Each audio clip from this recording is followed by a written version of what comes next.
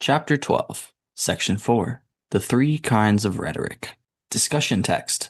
Pericles, they were worthy of Athens, 5th century BC. Focus on epidectic rhetoric.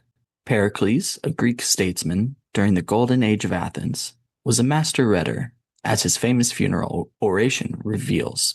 Weaving together Iconium of the dead with praise for Athenian ideals, Pericles shrewdly turns a soldier's eulogy into a political pep rally. Below is an excerpt of his speech. If then we, Athenians, preferred to meet danger with a light heart, but without laborious training, and with a courage which is gained by habit and not enforced by law, are we not greatly the gainers, since we do not anticipate the pain, although when the hour comes, we can be as brave as those who never allow themselves to rest. And thus, too, our city is equally admirable in peace and in war, for we are lovers of the beautiful, yet simple in our tastes, and we cultivate the mind without loss of manliness.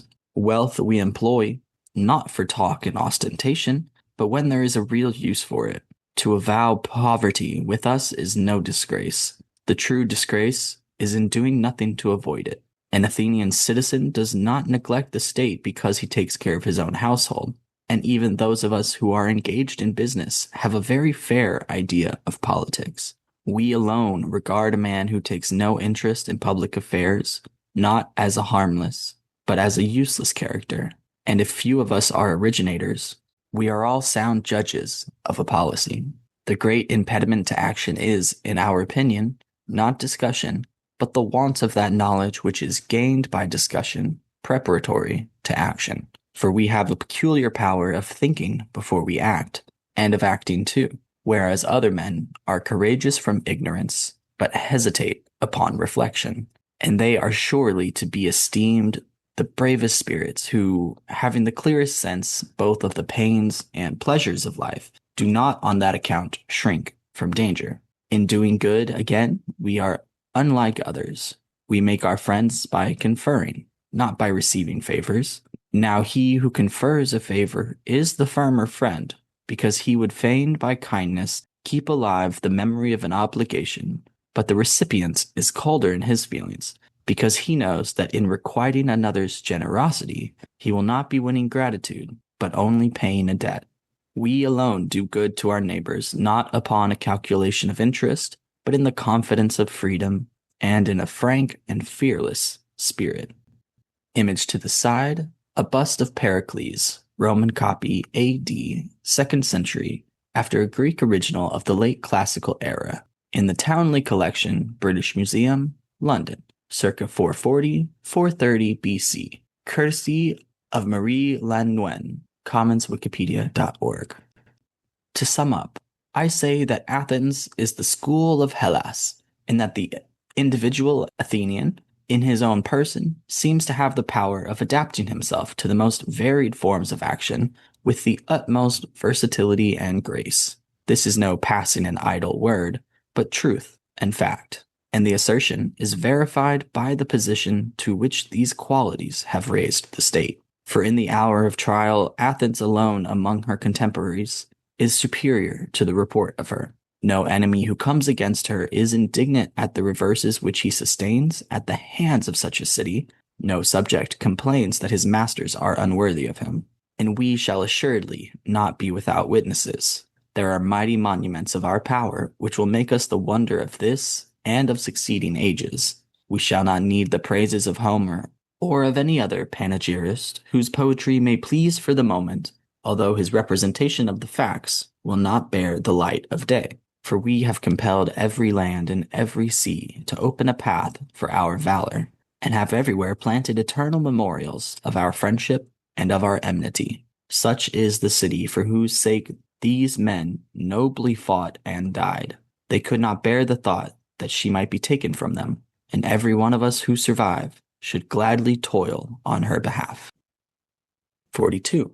I have dwelt upon the greatness of Athens because I want to show you that we are contending for a higher prize than those who enjoy none of these privileges, and to establish by manifest proof the merit of these men who I am now commemorating. Their loftiest praise has already been spoken, For in magnifying the city, I have magnified them, and men like them, whose virtues made her glorious. And of how few Hellenes can it be said as of them, that their deeds, when weighed in the balance, have been found equal to their fame? Methinks that a death such as theirs has been the true measure of a man's worth. It may be the first revelation of his virtues, but is at any rate their final seal. For even those who come short in other ways may justly plead the valor with which they have fought for their country. They have blotted out the evil with the good, and have benefited the state more by their public services than they have injured her by their private actions. None of these men were enervated by wealth or hesitated to resign the pleasures of life. None of them put off the evil day in the hope, natural to poverty, that a man, though poor, may one day become rich. But deeming that the punishment of their enemies was sweeter than any of these things, and that they could fall in no nobler cause, they determined at the hazard of their lives to be honorably avenged, and to leave the rest. They resigned to hope their unknown chance of happiness, but in the face of death they resolved to rely upon themselves alone.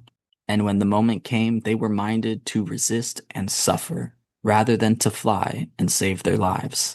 They ran away from the word of dishonor, but on the battlefield their feet stood fast, and in an instant, at the height of their fortune, they passed away from the scene, not of their fear, but of their glory. 43. Such was the end of these men. They were worthy of Athens, and the living need not desire to have a more heroic spirit, although they may pray for a less fatal issue. The value of such a spirit is not to be expressed in words. Anyone can discourse to you forever about the advantages of a brave defense, which you know already. But instead of listening to him, I would have you day by day fix your eyes upon the greatness of Athens, until you become filled with the love of her. And when you are impressed by the spectacle of her glory, reflect that this empire has been acquired by men who knew their duty and had the courage to do it, who in the hour of conflict had the fear of dishonor always present to them, and who, if ever they failed in an enterprise, would not allow their virtues to be lost to their country, but freely gave their lives to her as the fairest offering which they could present at her feast. The sacrifice which they collectively made was individually repaid to them, for they received again each one for himself a praise which grows not old, and the noblest of all sepultures. I speak not of that in which their remains are laid, but of that in which their glory survives, and is proclaimed always and on every fitting occasion, both in word and deed. For the whole earth is the sepulchre of famous men. Not only are they commemorated by columns and inscriptions in their own country, but in foreign lands there dwells also an unwritten memorial of them, graven not on stone, but in the hearts of men. Make them your examples, and esteeming courage to be freedom, and freedom to be happiness, do not weigh too nicely the perils of war.